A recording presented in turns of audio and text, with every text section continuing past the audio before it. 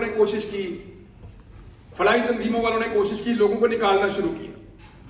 लोग अपनी मदद आपके तहत भी निकलते गए। प्राइवेट माफिया चला गया, उन्होंने जाके वहां पे अपना पैसा कमाना शुरू कर दिया। 1-1 लाख रुपया गरीब लोगों से लिया। औरतों ने अपने जेवर देकर अपने बच्चे बाहर बंद में पहुंचाए हैं। एक औरत के लिए उसका जेवर बहुत कीमती होता है ना। अपना जेवर देकर उन्होंने अपने बच्चे अपने बंद के ऊपर बाहर पहुंचाए कि हमारी जान बच जाए बच्चों की किसी तरह, और बंद में भी खाने के लिए कुछ नहीं। ये सूरत हाल लोगों की। ये अभी कल रात का वाकया मैं आपको बताता हूं, 2 वाकया। एक औरत बंद की तरफ गई चलती हुई, और उसने अपने बच्चों को निकालने के लिए पहले बड़ी कोशिश की, उसे मदद नहीं मिली तो उसने जो ड्रम होते हैं उनके ऊपर उसने कश्ती तैयार की, लकड़ियां बांध के। ड्रमों को लकड़ियों के साथ बांध के उसने कश्ती तैयार की, और वो कश्ती रास्ते में खुल गई, टूट गई। उसके बच्चों को बहुत मुश्किल से बचाया, वो औरत की लाश मिली है।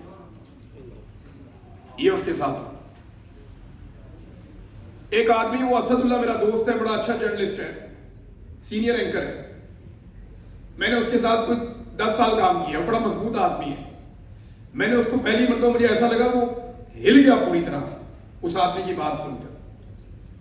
पानी में से निकल कर आया एक आदमी, वो रो रहा था, निकलता जा रहा था, रोता जा रहा था। उसने उसको बुलाया, बुला के उसे पूछा क्या हुआ, कहां से आया। उसने कहा जी मैं 4 दिन इनके पीछे पीछे भागता रहा हूं, मेरी फैमिली को निकालो, मेरे बच्चों को निकालो, मेरी फैमिली को निकालो। मैं बहुत परेशान था, मैं इनके पीछे पीछे भाग रहा था। फिर क्या हुआ।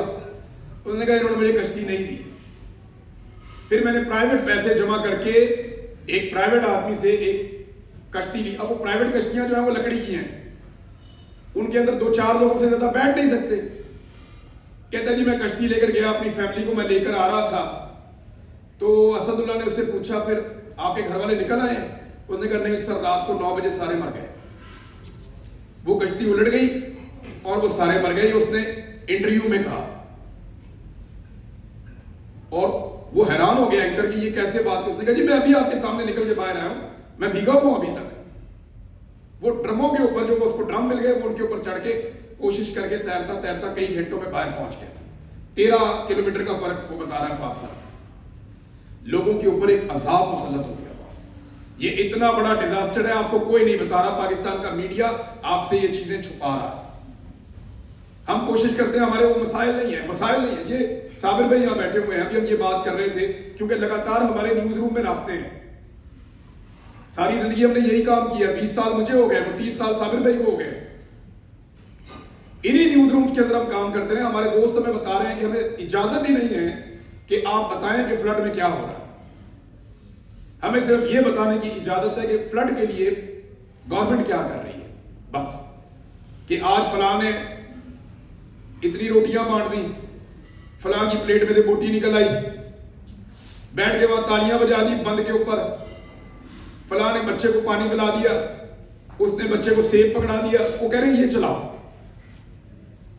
उनकी गुर्बत और उनकी परेशानी का भी मजाक उड़ा रहे। वो गरीब लोग थोड़ी हैं, वो तो उनके घरों में खाना था, अच्छे खासे लोग हैं। वो कोई उनके घर चला जाए वो खाना खिलाते भी थे, कोई मांगने वाले नहीं है, भूखे लोग थोड़ी हैं। वो हमारी तरह के लोग हैं, बस फंस गए मुसीबत में, और हमने खुद उनको फंसाया। ये अजाब जो आ रहा था हमारी अशराफिया की तरफ, हमने उसको मोड़ा दोबारा गरीबों की तरफ। इनको डबो दो, ये कीड़े मकोड़े हैं, अब वो फंसे हुए हैं। इतनी कहानियां और इतने वाकयात हैं, मैं आपको बताऊं, आप हैरान हो जाएंगे। रात को नींद नहीं आती सोच के। एक बच्चा, उसकी मैं अभी ऑडियो सुन रहा था, मैंने साबिर भाई को सुनाई। उसने जहां वो नौकरी करता है वहां से छुट्टी मांगी। उसकी अपनी ऑडियो है कि मुझे छुट्टी दे दें, मैं डबल ड्यूटी कर रहा हूं, मैं कल भी डबल ड्यूटी करूंगा, फिर मुझे छुट्टी दे दें, मैं सलावत खान की मदद के लिए जाऊंगा। वो जा रहा था, उसके साथ हादसा हो गया। वो 2 भाई थे, एक जख्मी पड़ा हुआ अस्पताल में, एक फौत हो गया। मैं उसकी ऑडियो सुन रहा था। इतना दुख है, इतना दर्द है वहां पे। जानवरों की लाशें पड़ी हुई हैं, उठाने वाला कोई नहीं। ये जब डिजास्टर खत्म होगा तब आपको पता चलेगा कितने मिसिंग हैं, तब आपको पता चलेगा कि कितने लोग पानी के अंदर से मिल रहे हैं। लेकिन मैं उस वक्त हमारे पास कुछ और होगा डिस्कस करने के लिए। मैं अच्छी तरह जानता हूं हमें एक नया खिलौना दे दिया जाएगा, एक नई खबर दे दी जाएगी, फिर हम भूल जाएंगे। 2022 में भी यही हुआ था। ऐसे ही लोगों ने हमें शिकायत लगाई थी कि वो वाला बंद नहीं तोड़ा, ये वाला तोड़ दिया, मेरा इलाका डबो दिया, हम गरीब है, हमें इन्होंने डबो के मार दिया। फिर इन्होंने दुनिया से पैसा इकट्ठा किया और कोई एक प्रोजेक्ट ये नहीं दिखा सकते, एक नहीं दिखा सकते जहां इन्होंने काम किया, पब्लिक के रिलीफ के लिए इन्होंने कुछ किया। बदकिस्मती से एक भी नहीं दिखा सकते। और आज ये दुनिया से किस मुंह से जाकर पैसा मांगेंगे? देखिए, मुझे और कोई बात समझ नहीं आ रही। मैं पाकिस्तान वापस जा भी नहीं सकता हूं आपके सामने। मेरा जितना भी दिल करेगा वहां जाऊंगा, मजीद लोगों के ऊपर बोझ बन जाऊंगा। मुझे तो फर्क नहीं पड़ता, मुझे उठा के वो अंदर डालेंगे, सैलाब बीच में निकल जाएगा। तो यहां मैं जो कर सकता था, जो मुझे समझ आ रही है, वो मैंने किया। जो मैं और मेरी फैमिली अपनी जेब से कर सकते थे, हमारे दोस्त कर सकते थे, मैंने उन सबको बोला। जो जहां तक हमारा बस था, हमारा जितना बस चला हमने किया। फिर मैंने सोचा कि आओ और लोगों को शामिल करते हैं, उनसे दरखास्त करते हैं। तो लोगों ने मदद किया, हमारे लोग वहां पे काम कर रहे हैं।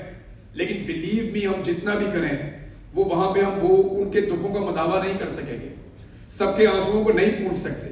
हुकूमत की कैपेसिटी टोटल 20% लोगों तक जाने की है। हम सारे मिल भी जाएं तो हम मैक्सिमम 10% लोगों तक पहुंच जाएंगे, 15% लोगों तक पहुंच जाएंगे, इससे ज्यादा हम नहीं कर पाएंगे। लेकिन क्योंकि सबको नहीं कर पाएंगे तो करना छोड़ दें, ये नहीं हो। कोशिश जरूर करेंगे, चाहे एक आदमी को संभाल पाए, चाहे 4 लोगों को। 2022 में जब फ्लड आया था तो हादसाती तौर पे ऐसे ही मेरे दोस्तों ने मुझे इसमें इन्वॉल्व कर दिया था। तब हमने क्या किया था, एक हमारे पास रिपोर्ट है छोटी सी, मैं आपको दिखाता हूं। ये बलूचिस्तान से रिलेटेड है, हमने वहां पे घर बनाए थे। हमने क्या किया था, वो रिपोर्ट अगर मैं आपको दिखाऊं, थोड़ा सा आपको आइडिया हो जाएगा कि आप बहुत कम वसाइल में भी काम कर सकते हैं। देखिए रिपोर्ट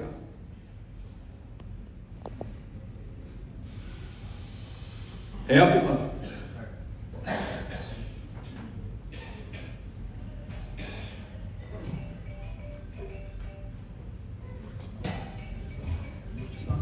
Yeah,